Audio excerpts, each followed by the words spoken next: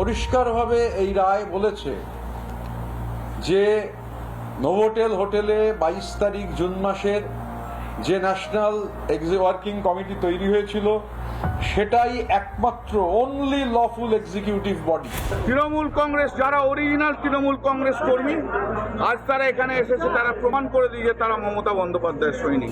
মুর্শিদাবাদের জনসভা থেকে তৃণমূলের যারা দলত্যাগ করেছে তাদের বিরুদ্ধে তোপ দাগলেন তৃণমূলের সাংসদ কল্যাণ বন্দ্যোপাধ্যায়, এবং কল্যাণ বন্দ্যোপাধ্যায় যেটা জানাচ্ছেন যে এদেরকে যদি আগেই তাড়িয়ে দেওয়া হতো তাহলে এদের হাতে ক্ষমতা থাকতো না। এরা তো আগে গদ্দারি করেনি, তার আগে তো দল থেকে বার করবার কোনো তো সুযোগ ছিল না।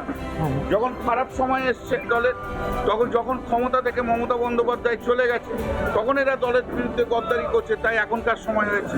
তৃণমূল কংগ্রেস যারা অরিজিনাল তৃণমূল কংগ্রেস কর্মী আজ তারা এখানে এসেছে, তারা প্রমাণ করে দিয়ে তারা মমতা বন্দ্যোপাধ্যায়ের সৈনিক। আর বেঈমান এমপি এমএলএদের এই মুর্শিদাবাদ জেলায় কোনো জায়গা হবে না, মানুষ এদের জায়গা দেবে।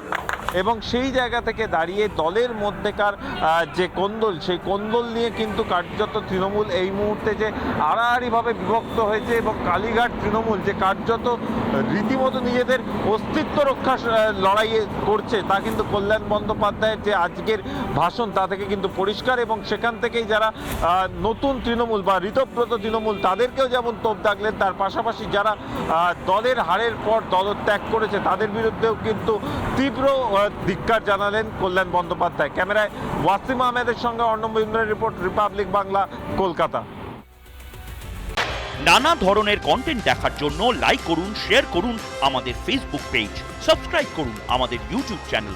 পাশাপাশি অন্যান্য ব্রেকিং নিউজের জন্য অবশ্যই চোখ রাখুন রিপাবলিক বাংলায়।